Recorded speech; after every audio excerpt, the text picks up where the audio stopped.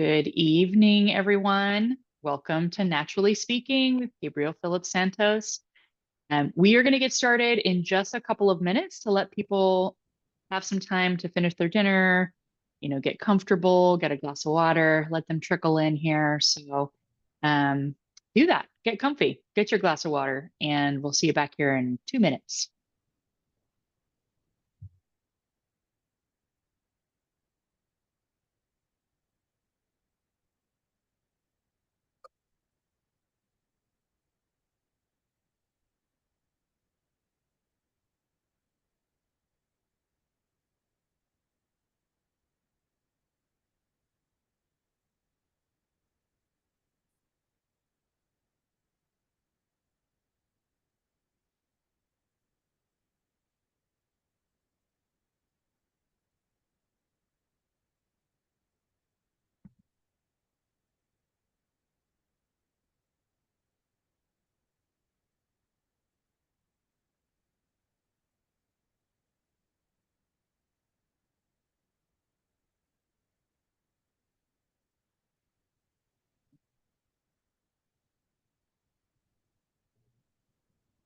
Right. Good evening, everyone.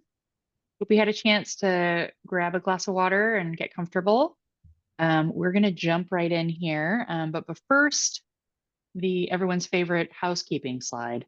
Um, so as a reminder, tonight is in a webinar format. You're not going to be able to see fellow participants, only the hosts. To ask questions, there's this really awesome function called the Q&A function. And what that does is it queues them up so that we don't lose your questions in the scroll of the chat, right? So you're going to use the Q&A function to queue up your questions. And then Gabe might stop periodically to answer, but more likely we're going to do it at the end. So you put your questions in the Q&A and then I will read them out to him at the end. Please keep your mic muted. We can get kind of chaotic here with a bunch of people online. And captions should be available by clicking the closed caption icon either at the bottom of the screen or the top of the Zoom screen, depending on what version of Zoom you have. Without further ado, I'm going to introduce our guest speaker. And so for those of you who don't know me, I'm Sam Wins, conservation biologist and science educator at Cabrillo National Monuments. And I've known Gabe for a couple of years now, right, Gabe? 3 years, maybe? Yeah. 4? Gosh, yeah, it's been a little Or while. We met through his amazing initiative, the Cosplay for Science initiative, which I'm sure he'll chat about tonight as we do amazing science programming at San Diego Comic-Con every year together. McGabe is a paleontologist by trade. He's a host on PBS Eons and an all-around fascinating storyteller. So you're in for a treat tonight. And without further ado, I'm going to hand it over to you, Gabe. Take it away. thank you, Sam. Let me get my presentation going. Okay.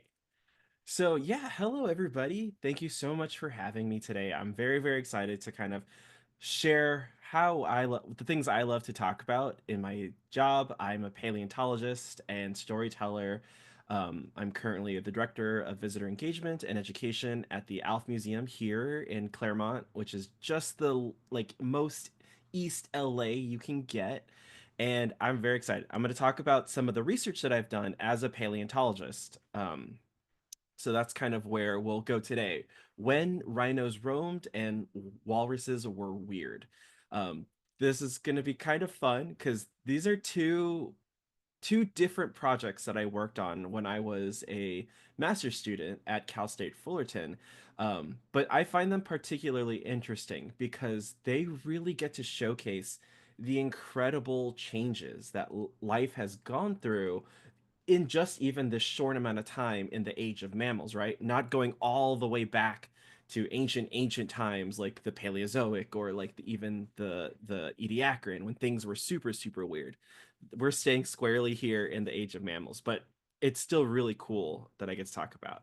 So you'll see this QR code show up a few times through my presentation. You're welcome to scan it. It'll lead you to my website as well as some publications that you can download and find ways to connect with me and chat with me about all these kind of fun things that I love to do. So a little bit more about me. I was born and raised here in Los Angeles. I always have loved science. I've always loved storytelling. I've been a nerd from day one. You could ask my brother and sister and my parents. I was always the one talking about the latest dinosaur that I saw, or the Smilodon at the tar pits. I can create stories with all of my toys growing up, and like I will recite every line from Star Wars for you. So I've always loved storytelling, and as I continued through my education and eventually trying to decide what I want to do as an adult, um, I decided to go into biology, specifically pre-med at the time. So I got my biological science degree at UC Irvine. I was pre-med, but then while I was doing that, I realized medicine wasn't really for me. I kind of wish I had realized that before I took the MCATs, but that's okay. Everyone figures out things in their own time. So after I did that, I kind of didn't do anything for a couple years. I was still like, in my like eat, pray, love phase, trying to figure out what I want to do with my life. And then eventually, I went on a trip to New York City to the American Museum of Natural History. And while I was there, I was amazed by the natural history exhibits, the paleontology exhibit hall specifically. And I remember coming up to the Paraceratherium, the giant rhino from Mongolia. And I remember sitting under that for like 10, 15 minutes. And I was just in awe of the size of this creature. It was a rhino, right? But it was taller and bigger than a giraffe. It looked like a dinosaur. And I remember thinking somebody had to find this creature, somebody had to describe it, right? Someone had to create this exhibit, and someone had to tell its story, essentially. And that is really what inspired me to pursue a career in natural history and paleontology and museums. So when I came back home, I started volunteering at a place called the Cooper Center in Orange County. And while I was there, they hired a new curator, Dr. James Parham, at Cal State Fullerton. And I was like, this is super cool. And he was looking for students. So I applied to be his student. I was originally biological sciences. I had to switch to geological sciences, but having both of them really made me an amazing paleontologist because as paleontologists, we have to be able to read the rocks and also understand evolution and life sciences and how they all work together. So that's kind of like how I got into paleontology in the first place. And then I eventually got a job as the collections manager at the Alf Museum of Paleontology. And while I was there, I started doing a lot more science education and science communication work, right? I loved telling science stories. I love sharing science and getting people interested in science versus like actually doing the academic research. It was still fun, but I really, really loved getting to share things with people. So I started to shift my career away from academic and museum paleontology towards education. So that's how I became the director of education at the museum. While I was there, I also discovered a way to combine all of my interests into one really, really great package that has become the ultimate grift to get into Comic-Con for free. Just kidding. But it's a great way that I found to share my science, and that's through the Cosplay for Science initiative. What we do is we cosplay and we go and create content around the science that's inherent in all of our favorite pop culture stories. Now, through all of that, I really wanted to become a better science storyteller. And so I applied to be a certified educator at the National Geographic. And eventually I applied and got the 2020 I was a 2020 Grosvenor Teacher Fellow with National Geographic and Lindblad expeditions. And through that fellowship, I had the amazing opportunity to go to Antarctica and learn more about how we can utilize storytelling and the power of words to get people to change their perspectives and change their interests and things like that. And through all of that, I finally got my latest position. I am a co host of the PBS digital series PBS Eons on YouTube and the PBS app, and I think sometimes on TV and TikTok. But basically, I have an amazing job where I get to tell these amazing stories from deep time or paleontology. And, all of these things really work together to really share what my passions are. It really, really allows me the really wonderful opportunity to share all these incredible stories, right? In paleontology, we say every fossil is worth 1,000 stories, and that means there's unlimited stories out there when it comes to talking about the history of life on Earth. So I'm very, very lucky, and that is what I'm going to do today for all of you. To talk about the incredible history of life here in California, Southern California specifically.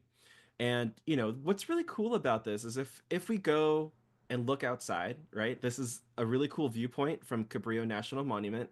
We look out and see what our world looks like today, right? There's the amazing ocean, there's the cityscape, and behind it the mountains. And this is kind of the norm throughout most of Southern California.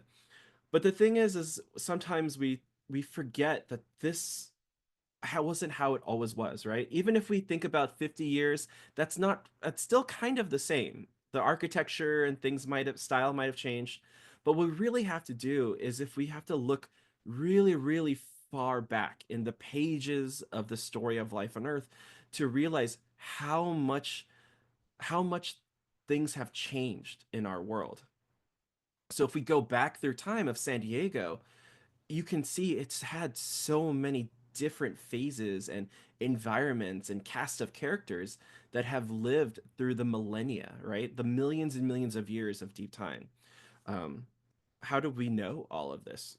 You might ask. Well, what's really cool about living in Southern California is that we have one of the best places to find fossils, right? A lot of people think you have to go out to the deserts of Mongolia, to the Karoo Basin in South Africa, things like that, but or even like the Badlands of Montana.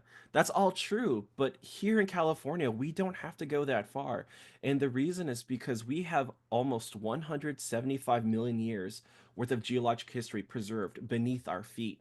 And that's super, super cool to understand and know that, right? As a geologist, to be able to read the rocks and see all these amazing changes through the millions of years really gives us an incredible appreciation of all the things it took to get us to where we are today, right? And, the reason Southern California is so special is because, especially in the LA basin, think of it as like this bowl, right? And if you add like food to your bowl, you create layers and layers in your bowl. That's kind of how our fossil area was made. So we have all these different layers of fossils from all these moments of, or layers of rock with fossils from all these different moments of time piled up on top of each other. And here in Southern California, as we continue to develop and, build new communities, new shopping areas, things like that, we go into these pages of time and find these fossils to learn what things were like millions and millions of years ago. So, like I said, here in California, we have about 175 million years. That goes all the way back to the Jurassic period, when, during the age of reptiles. We also have lots of amazing fossils from the Eocene from about 45 million years ago. This is a time when the world was a much different place. It was much hotter, there were forests everywhere. And then above that, we've got fossils from the Miocene, the Oligocene and the Miocene. This is a time when much of Southern California was covered in shallow seas. So where today we see mountains and cityscapes and chaparral, 10 million years ago, we would find shallow lagoons and seagrass beds and all these really amazing marine mammals and aquatic creatures living. And it was just a wonderful, wonderful place. And then going, a little bit further through time, we go end up in the Ice Age of the Pleistocene, where we've got things like saber-toothed cats and mastodons and sloths and all those cool things. And eventually we lead to where we are today, here at modern San Diego. Or for me, I'm in Claremont, uh, but still all kind of the same. Now, again, there's so much cool history here in Southern California, but for today, I'm only going to focus on two of these kinds of periods. That would be the Eocene and the Miocene, because these are the two projects I got to work on while I was doing my master's thesis. So the Eocene, this is when rhinos roamed, and in the Miocene is when walruses were weird. So before I keep going and talk about this, I know I'm going to get the question, what about the dinosaurs? You said we have fossil record from the time of the Jurassic and some of the Cretaceous also. How come there's no dinosaurs? Well, the reason is because here in Southern California, especially on coastal Southern California, most of it was underwater during the age of reptiles. So what we have are a lot of marine fossils, so like shells, ammonites, fish fossils, things like that. We don't have the great setting for dinosaur fossilization. If you've been to the San Diego Natural History Museum, you could be like, wait, they have a dinosaur there. That is very true, but that is a very rare exception. A lot of those dinosaur fossils are come from what's called bloat and float, where a dinosaur dies further inland and then falls in water, and as it decomposes, gases build up and it bloats and floats on the surface and gets washed out to sea, and those fossils then deposit in what's normally a marine environment. But just because we don't have a lot of those here in Southern California, we do have areas in California where we have found dinosaurs, and that's where we have a state dinosaur. That's Augustinophus morrisi, and that was found closer to Northern California. But for the purpose of this talk, no dinosaurs down here. I'm very sorry for our dinosaur lovers. I love dinosaurs too, don't get me wrong, but I'm going to show you things that are even cooler. So, right, the Eocene and the Miocene. We're going to start off with the Eocene. This is when rhinos roamed. So, a little bit about the Eocene. This was about the Eocene epoch takes place between 56 to 33.9 million years ago. During the Eocene, the world was much warmer and a wetter place, right? So imagine the rainforests near the equator, like the Amazon rainforest, but all over the world, especially here in North America. The world itself was about 10 degrees Celsius warmer. So that allowed for this very, very different climate where there was more rainfall, all these amazing trees and plants, and where we don't normally find them today. There were dense forests covering much of the land, and in those forests were a lot of really, really odd but somewhat familiar animals. And that's because during the Eocene, the ancestors of our modern groups of animals, or mammals specifically, is when they first appeared. So things like horses, rhinos, cats, dogs, camels, and even primates once lived in these forests of North America and even here in Southern California. So, where we are beach bums today for a lot of us, 45 million years ago, we'd have to be forest trekkers, right? It'd be super, super cool. And a lot of these animals, like I said, are the first ancestors, so they may look just weird, but with a slight familiarity there. And the reason we know so much about Southern California's Eocene is because there is an incredible amount of Eocene fossils that have been found along coastal Southern California that gives us this incredible glimpse into the past. So here is a really kind of crazy figure, but really all it does is it shows all the different genera, the different groups of animals from the Eocene that once lived here in Southern California during that time. So it may not seem like a lot, but one thing to remember is that fossilization is actually a rare event. The fossil record is incomplete. Not every animal is ever going to be preserved, and the ones that do is still kind of a rare event. There's a lot of things that have to happen for a dead animal to become a fossil. So it's pretty amazing to have this much in our area to see what the world was like.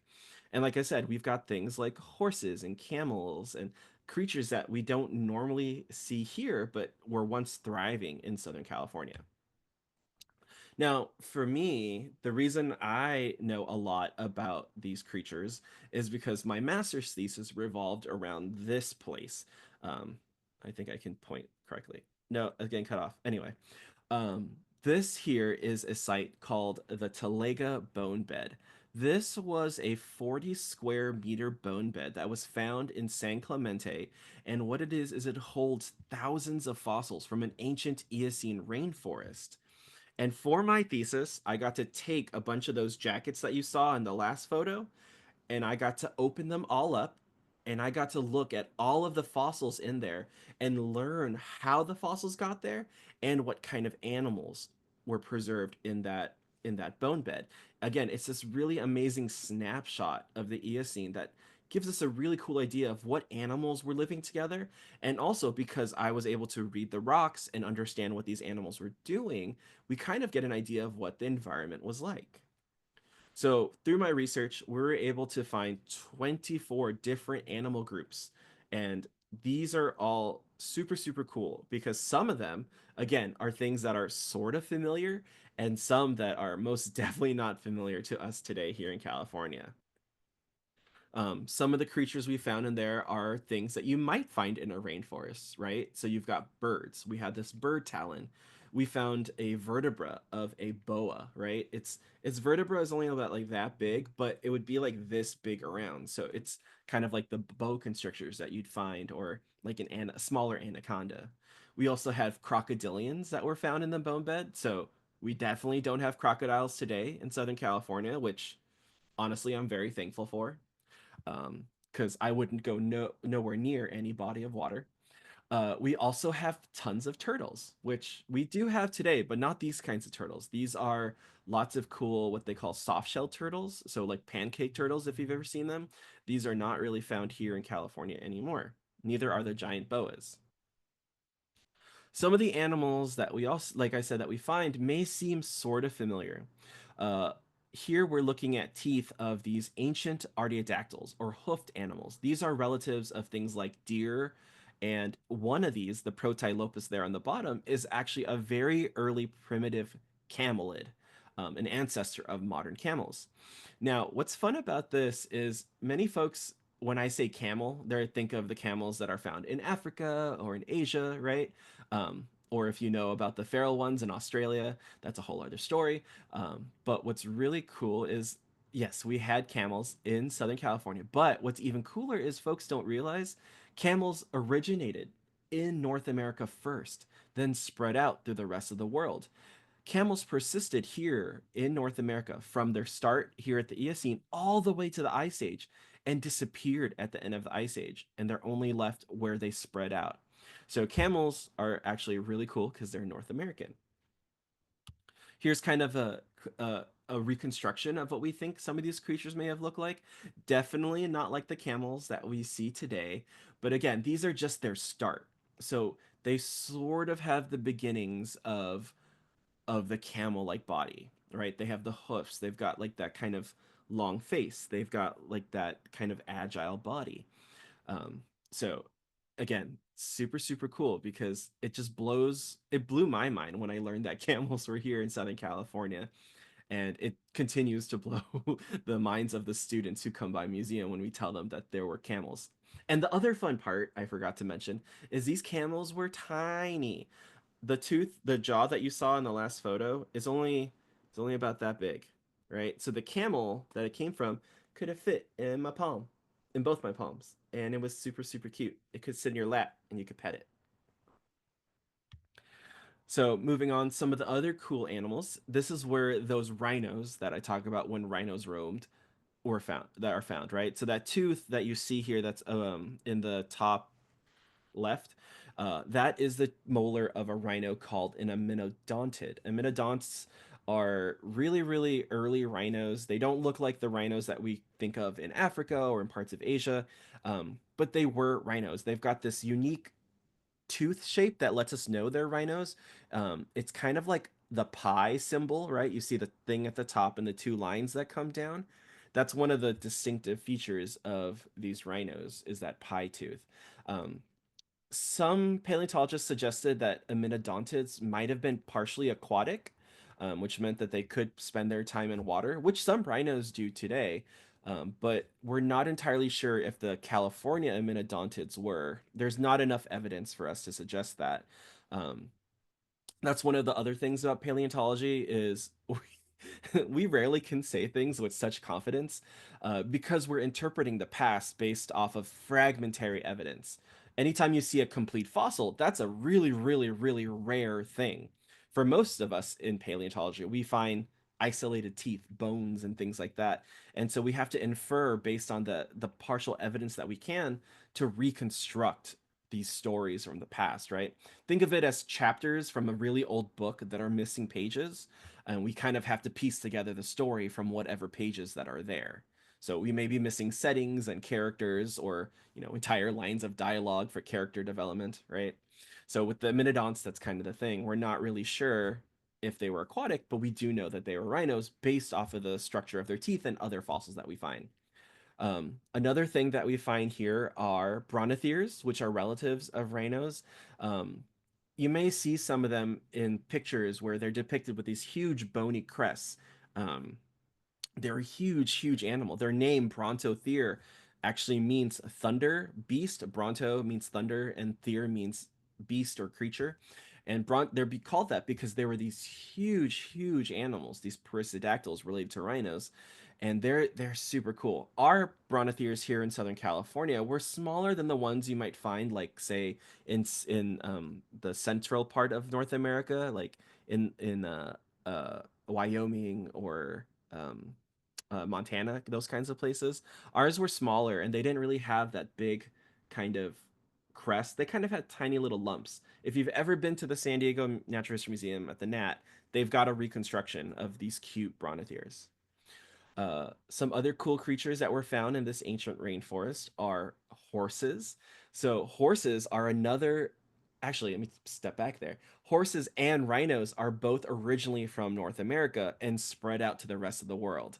So all these really cool animals that you don't really associate with North America originated here, spread out, and then disappeared at the end of the Ice Age. The horses are the unique story here because horses appeared in the Eocene. They were really tiny. So again, these were like little lap horses, and they got bigger through time, and then they spread out to the rest of the world. Now at the end of the Pleistocene, at the Ice Age, the horses disappeared. Now you're probably saying, wait, there's horses in the plains today. Those are European horses that were reintroduced and they became feral. Now, the thing that folks may not realize, the reason why these horses are so successful is because they were just moving back to where they originally adapted to. So they were just moving back home and be like, "Oh, this is comfortable. I like it. Let's chill." So that's kind of why the horses are a really, really cool story of deep time. Now we also have tapirs. Tapirs are found in jungles in Asia and South America. Definitely no tapirs here in North America, but they were also once found here in the forests of California. So you can kind of see how you're building this picture of this world that is nothing like the California that we have today. This rainforest with weird tiny camels, tiny weird rhinos, horses, tapirs, very much again feeling like a South American jungle. But no, this is California.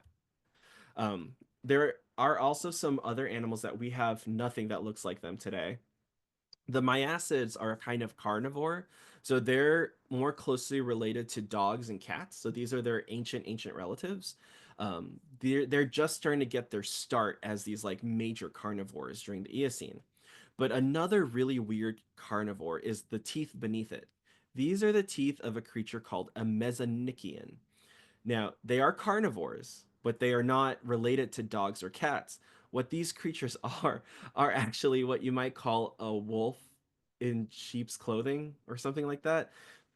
These are hoofed animals, relatives of like deer or distant relatives of like deer and things like that, but they became carnivores instead. So their teeth developed into these teeth designed for crushing bone and getting and cutting meat and things like that.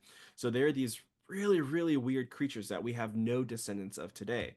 So here's some kind of reconstructions of a myacid and a mesonychian. So that myacid is again from the Nat in the really cool Eocene forest reconstruction, and there's what a myacid might look or a mesonychian might look like.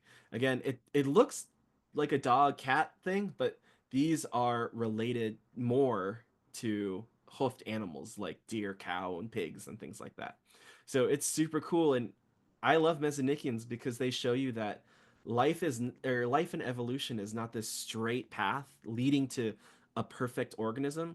It's got branches and offshoots that end that don't go anywhere or circle back in some cases. And all of it are just these grand experiments in the story of life. They're sort of like that weird character that they introduce like mid chapter. They're like, huh, let's see if this character works. No, let's cut them out of the book later. So moving through how things moving through some of these other creatures, I also had to look not just at the big animals, but I also got to look at the tiny animals. Now, we love our big megafauna, right? They're cool, they're charismatic, they're things that we can like see.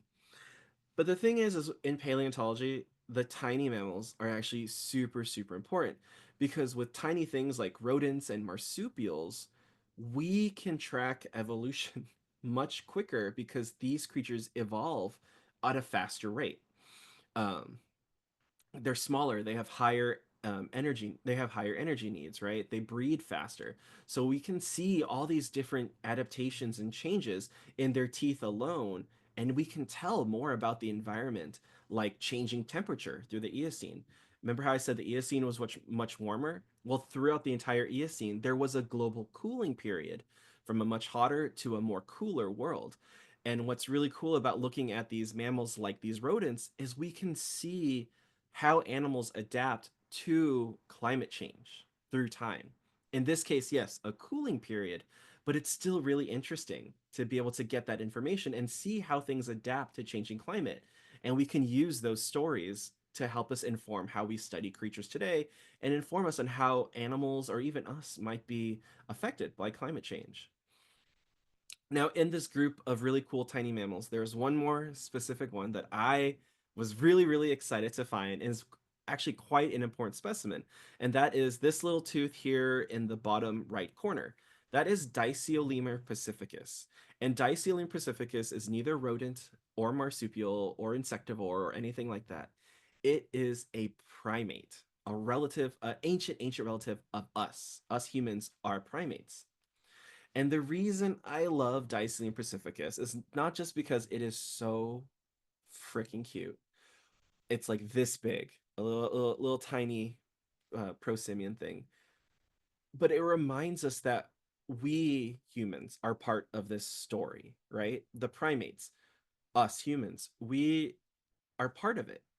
In a lot of ways that we talk about us and the world nowadays, there's this false separation of the human world and the natural world, right? Even if we talk about in paleontology, we separate archaeology, the start of human history, with paleontology, the history of all the other life on Earth. But that's not really true. We are part of this continuum, this continual story of change and adaptation of as the world changes, all of our ancestors adapted and eventually led to us. So I think Dicey Lemur is one of those really cool reminders that we are part of this story. And even though we've changed the world so much in the where we live today, we cannot forget that we are very much still a part of nature and a part of this incredible story. Now, speaking of stories, moving further through time, we're going to get out of when rhinos roamed to when walruses were weird. Now, this is very, very close to my heart because as much as I loved my master's thesis with the Eocene, I love marine mammals. When I was a kid, I wanted to be a marine biologist at one point. I did the summer program at the Cabrillo Marine Aquarium in San Pedro, and I wanted to do all the cool things. I love whales, right? And so getting to work with marine mammals was a huge thing that I wanted to do. And my advisor was awesome. He let me work on some really cool, amazing marine mammal projects. So here in the Miocene, let's set the picture for everybody. The Miocene was the period of time between 23 to 5 million years ago. And here in Southern California, it was covered in these shallow seas and seagrass beds, like I said before, and they were inhabited by an incredible diversity of marine life. We have an incredible marine diversity today in Southern California. Like our kelp beds are so chock full of diversity. It's, one of the biggest biodiversity hotspots in the world underwater. But in the Miocene, I think it was just as diverse and interesting because we see again all these incredible weird experiments in marine mammal life, from whales to walruses to these things called desmostylians, which I'll talk about later. It was something we probably wouldn't recognize today here in California because these seagrass beds, where they're super shallow, instead of our like kelp beds we see today, imagine these expansive seagrass beds filled with herds of marine grazers. So imagine the herds in Africa, right? Like all the buffalo, the bison, and the elephants and things like that. But imagine that underwater and things like dugongs, sirenians, all these creatures living together in these massive underwater savannas, essentially. So here's kind of an idea. This is an amazing illustration by the incredible Ray Troll, one of my favorite artists, and he is showing what some of these weird creatures would have looked like from the Oligocene to the Miocene. So you've got things like weird whales, you've got really odd seals and sea lions and walruses, and even these weird hippo things you see in the top left corner. That is one of my favorite animals of all time, and those are what I like to call desmostillions. So desmostillions are where I got my start in paleontology, actually, and they are these hippo-like marine mammals that fed on seagrass and kelp, and they lived in the North Pacific coast from about 33 million years to 10 million years ago. You're probably looking at this and like, what the heck is that? And that's okay, because they have no living descendants today. They are the only completely extinct group of marine mammals. But like I said, they are kind of hippo-like. So imagine you hop in a TARDIS, a time machine, and go out to the Miocene of California, and you get out, and in the seagrass and the shallow water, you see these big lumbering creatures, some the size of small elephants, walking through the water, things that look like a hippo, but it's living in the ocean. These things don't quite make sense to us, and we don't really have any modern analogs or things that kind of look or act like them today in today's oceans. So I was fascinated by them when I first learned about them when I was getting to paleontology. And I got super lucky to be able to work with them because they are such odd creatures that we don't know that much about them. We know that they lived in seagrass beds, that they ate seagrass, but we don't even know how they swam. We don't know truly how big they got. We don't know how long they lived, all this stuff. The one thing we do know is that they had a lot of teeth. So desmostillion teeth are very, very common in the fossil record along the North Pacific coast, from Japan to Russia to Alaska, all the way down to Baja, Mexico. Um, and their teeth are really cool because these are their molars that you see on the screen, and they have the thickest enamel of any mammal. And this is actually where they get their name. Desmos means bound, and stylus means column.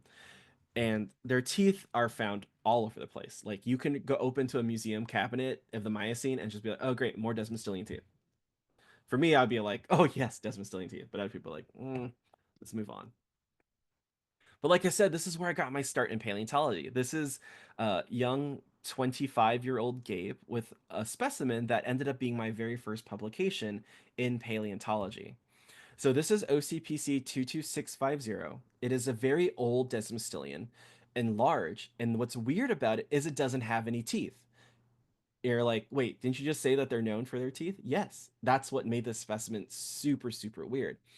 And by studying this specimen, I got a really good chance to learn about the entire life history of desmostillions, how they change from baby to a grumpy, toothless, well, I assume grumpy, toothless adult.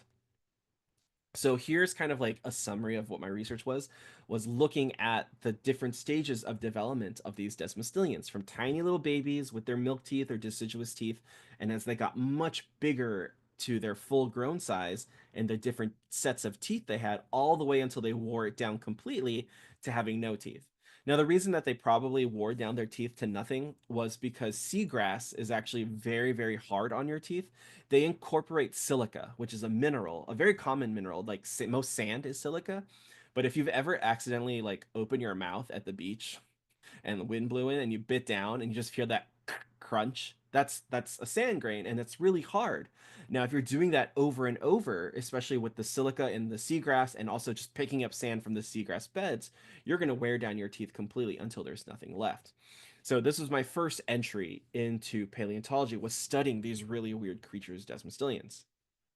Now you're probably like, wait, I thought this is called when walruses were weird. Let me get to that now. So let's start with the modern walrus, Odobenus rosmaris.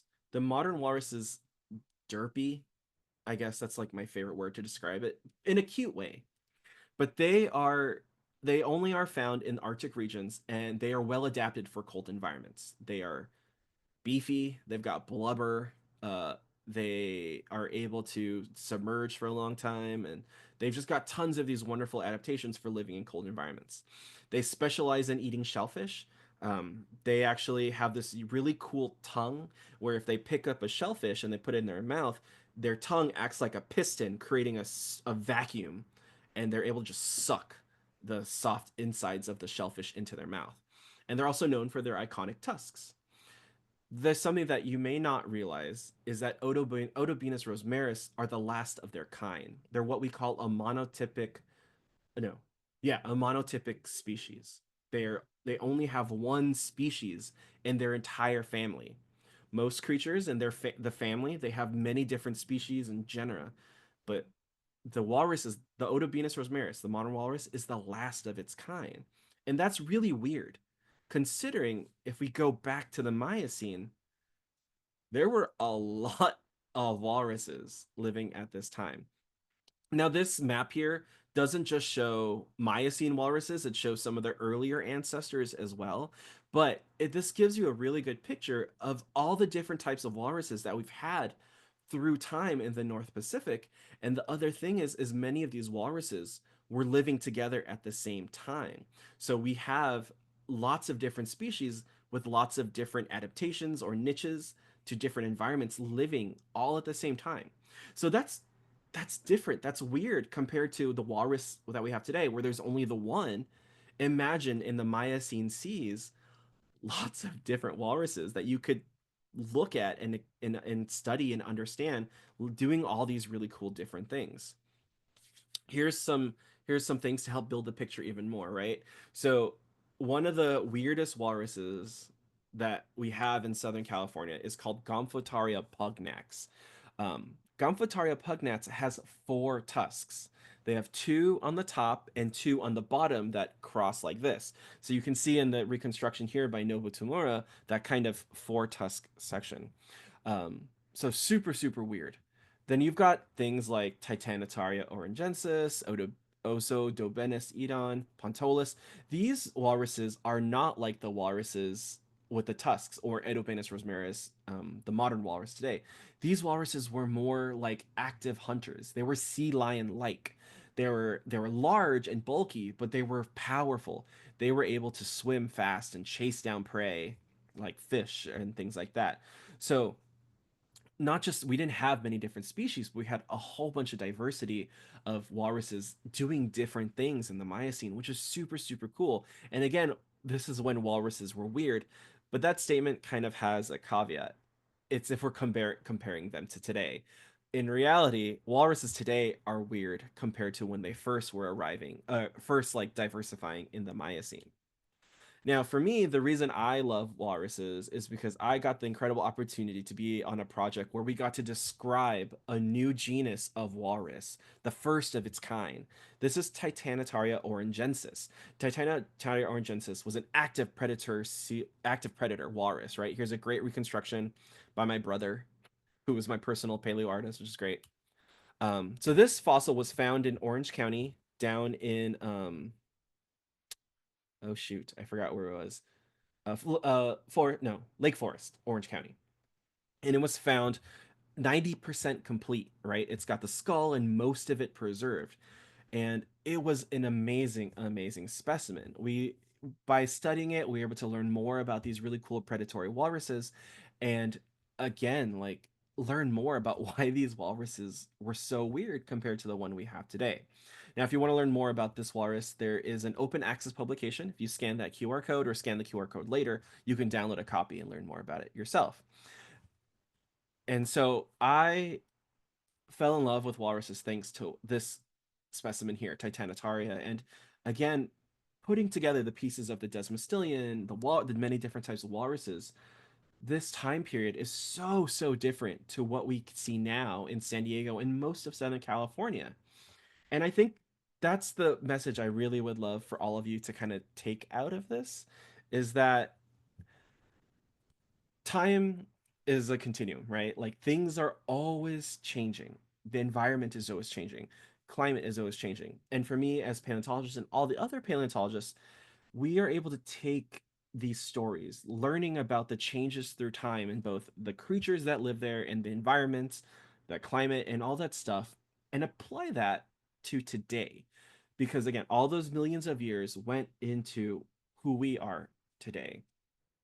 And learning about the past is our key to the future because we can use that to learn how things are changing and may change. And I think it's also important to remember that, again, we are part of that story. And again, we can forget sometimes, but it's important to realize that as part of that story, our actions have serious consequences for the world around us, both good and bad. And we can either learn from the past to change for the better or not change. And regardless of whatever choice we make, we've seen that the world is going to change with or without us. So I hope you can kind of understand how cool that is and how that puts into perspective all the millions of years that even though we are only here for a very short blip of time, our moment of time, as we say at our museum, really matters. And it can be scary, but I think it's really cool at the same time that we can have such effect and change on the world, even though it seems insignificant. It actually has meaningful actions. So that about ends my talk as we come back to modern day Cabrillo National Monument. And yeah, I just want to say thank you all so much for listening to the story I told today. Thank you so much to Sam and the Cabrillo National Monument for inviting me to kind of share these cool stories that I got to work on as a paleontologist. And again, if you would love to reach out or learn more about what I do, there's a QR code on the screen that can lead you to all my links. You can find me on Instagram as Paleo Paradox. You can go to my website. And if you want to learn more stories from Deep Time, you are welcome to like and subscribe to PBS Eons on youtube.com/PBS Eons. Please do. It means I get paid.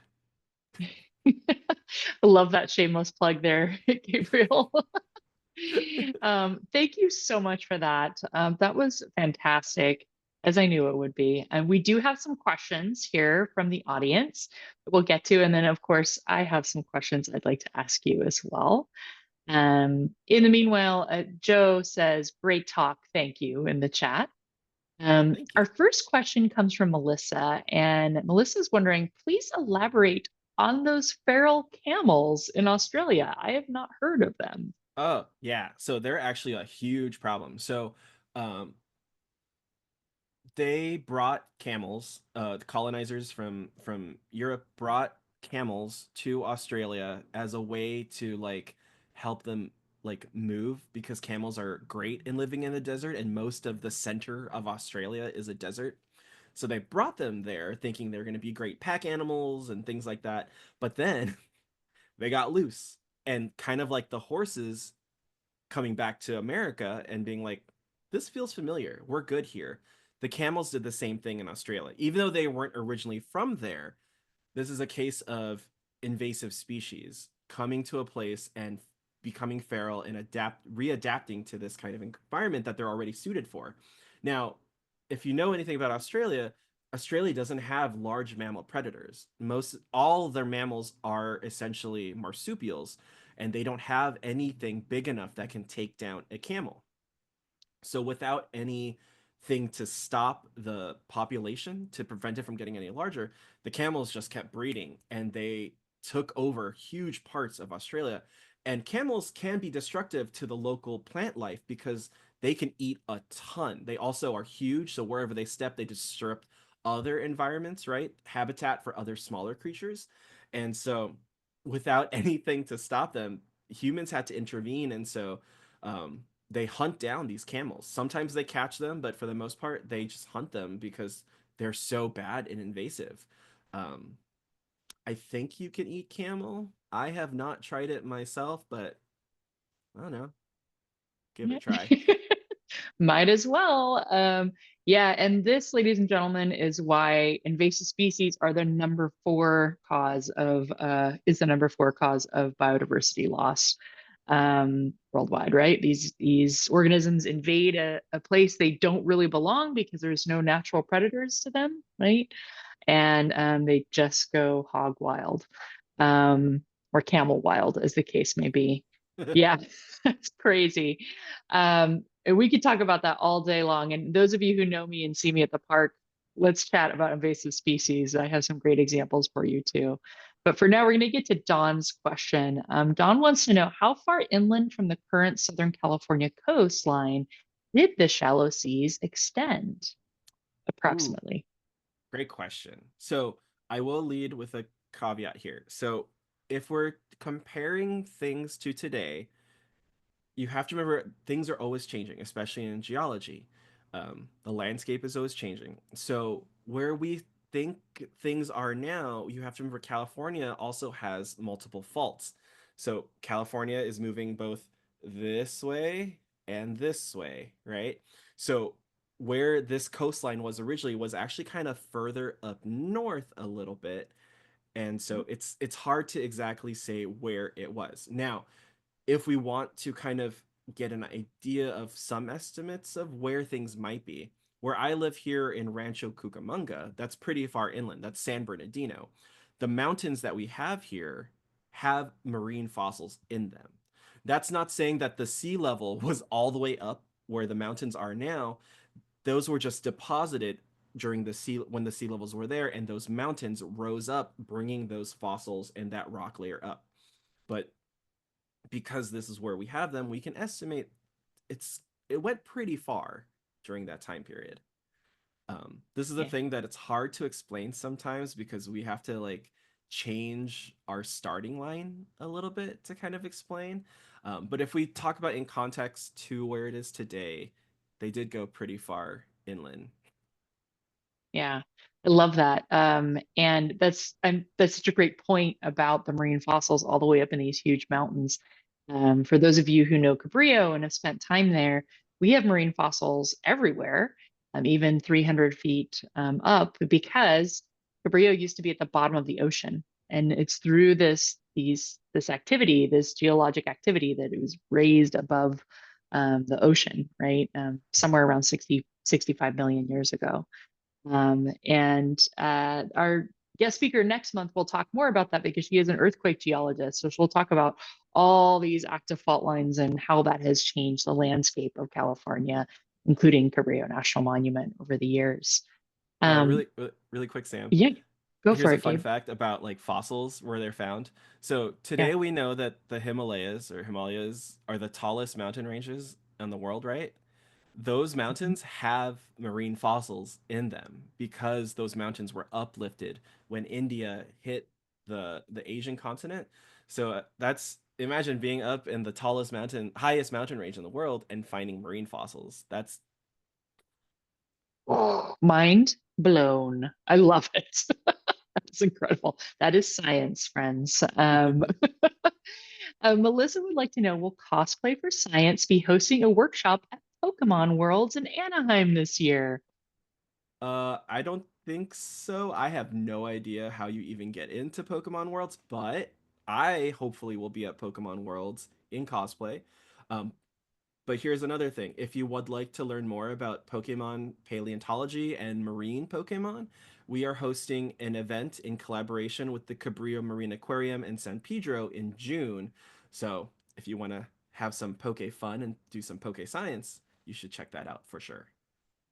For sure. I know Pokemon is a favorite of Cosplay for Science, and you guys have done pop-up museums themed with Pokemon and various cosplay events. So you are speaking to the right crowd here, Melissa.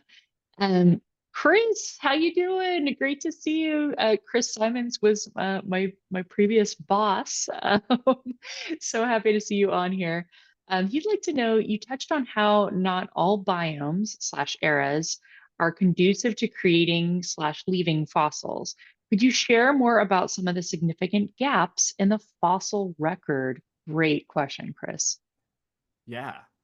So there's gaps all over the world and in different time periods. I think let's start with let's start with how fossils are formed, right? So fossils first have to be when an animal dies, it has to be buried very, very quickly because in most cases things decompose. We have lots of organisms that decompose animals, and also just the environment itself will move bones, scatter them throughout whatever. And so for something to be fossilized, it has to be buried very, very quickly so that the bones themselves don't decompose. Now, as over time that gets buried deeper and deeper, groundwater is going to be running through the area where it's buried. That groundwater is going to carry minerals.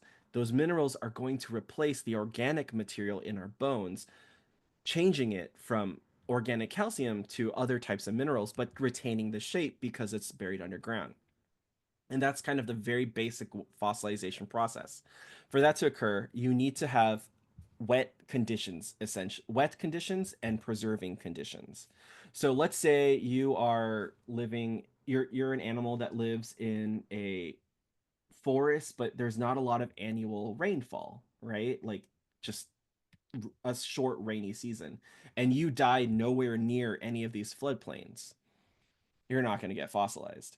For the majority of creatures on this earth, they are not going to be fossilized. So asking the question of where the significant gaps in the fossil record are, it's all over the world. Some parts of the world have more sections of time preserved, right? So like here in California, we've got that almost 175 million years of consecutive time. In places like the East Coast in the Appalachian Mountains, we have rocks dating all the way back to the Permian, I believe. Yeah. So that's like 400 million years ago. In places here in California, if we go to past the Mojave towards the area called the Marble Mountains, that part of California preserves trilobites from the Permian as well, right? So that's much older than anything here we have got coastal California.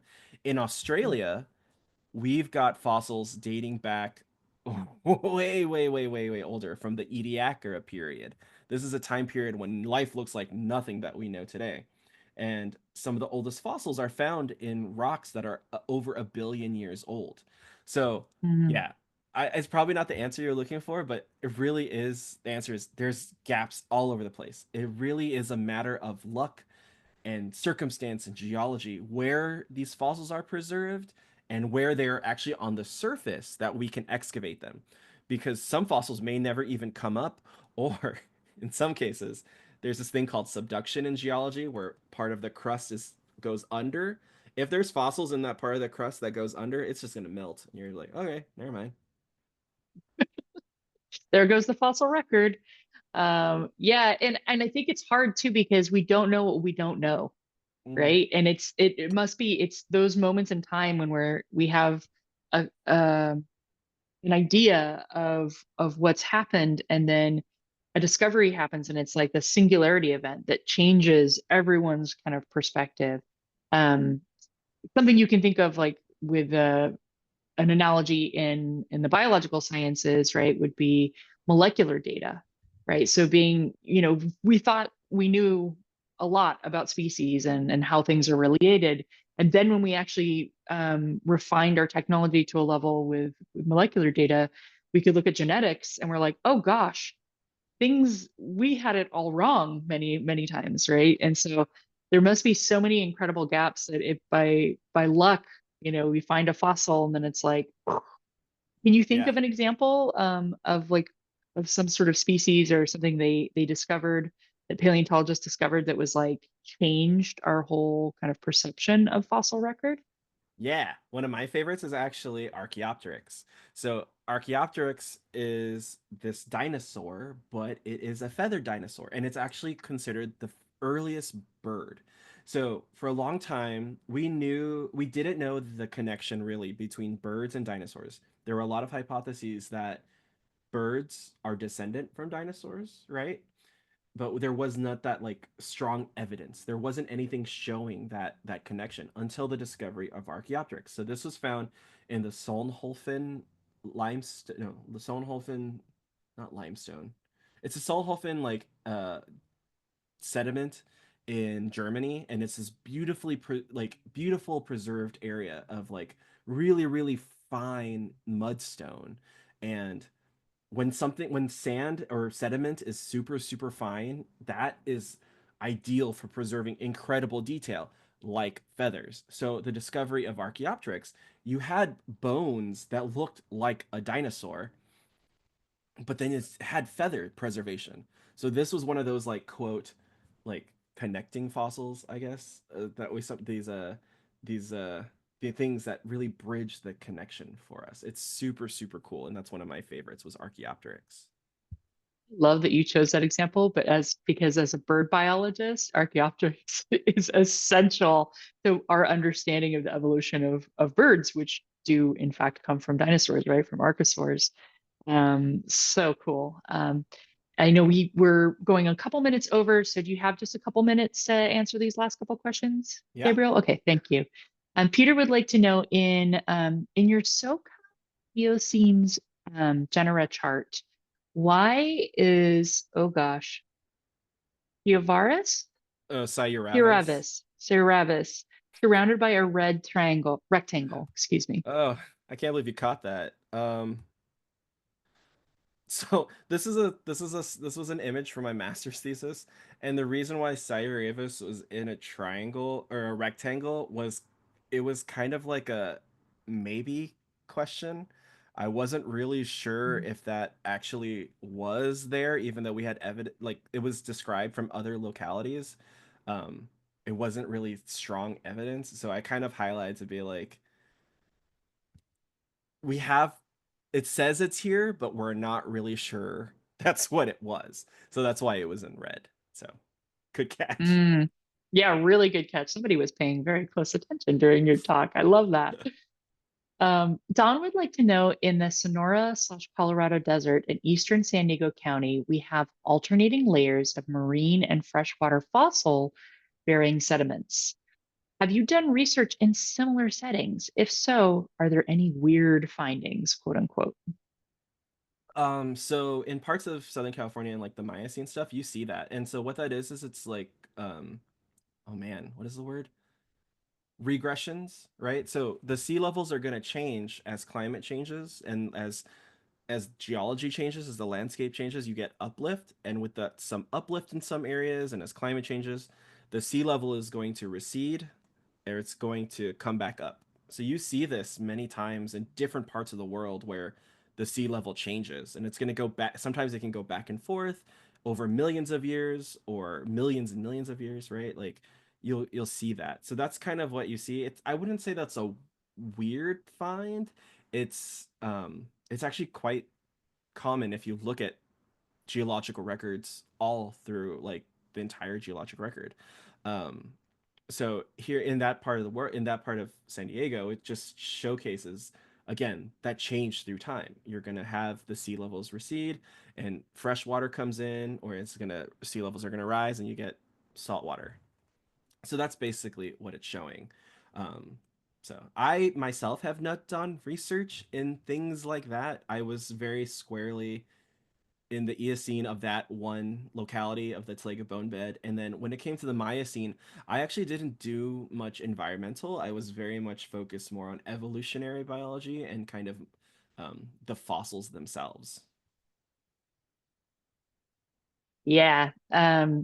Great question, though. I love how specific that was. And also, I didn't even think about that perspective, how it's raising and lowering throughout time all over Earth. And so that's why you would end up with fossils like that. Oh my goodness, I could talk to you about this all night. But I am going to end it selfishly because I am the host. I'm going to end with a question of mine. And it's a question that I like to ask every guest speaker on Naturally Speaking. You know, obviously, we work for an organization. I work for an organization that is about preserving and protecting species for generations, species and spaces for generations to come. And so, what would you say to someone who makes the argument because there have been extinctions throughout planet Earth's long history that we shouldn't worry about conservation nowadays? What are your Oh, thoughts okay. on that? I think that's wrong, just straight up. So here's what the thing with like with paleontology again, right? The past is the key to the present. Looking at the past through paleontological lens, a deep time lens, yes, we can see these natural cycles of extinction, but also climate change, right? But when we compare it to today, these cycles are not natural. They are not normal. We are on a we are seeing climate change happen at an extraordinarily rapid rate. And we can definitely see that it is human actions that cause it compared to the natural cycles that occur over millions of years. We're seeing climate change happen over decades. And the same goes with animal conservation. Animals evolve and change through time, but we species go extinct normally in background extinctions over millions of years. We are seeing entire species disappear within decades, right? And the difference too is when with or background extinction, that's because they are changing, adapting into new species, or radiating into multiple species, whatever. In our case today, this is where the lineages are just stopped. There's nothing going to come after them. And so it's super important that we have to conserve the species that we have today because one, it's like cliche, but everything is connected. Everything has a niche, everything has a purpose, and they all connect to each other, right? We cannot survive on this planet without so many different species and in these specialized environments. So for someone to go and say that like it's animals go extinct all the time, it's fine. That is an incredibly bad misconception. Animals do go extinct, but there's the normal cycles versus what we have today, where we are the cause. That's the big one, is we are causing a lot of this when we don't have to be. And the evidence is there to show that, both looking at the deep time perspective and the evidence that we have today from conservation biologists, ecologists, things like that. There's no question about it. So I that's a triggering question, I guess.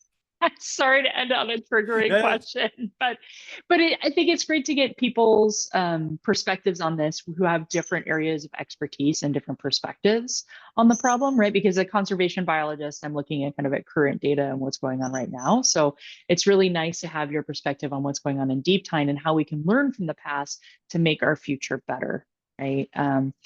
So with that ado, I know it's already 7:08. I've kept you long enough.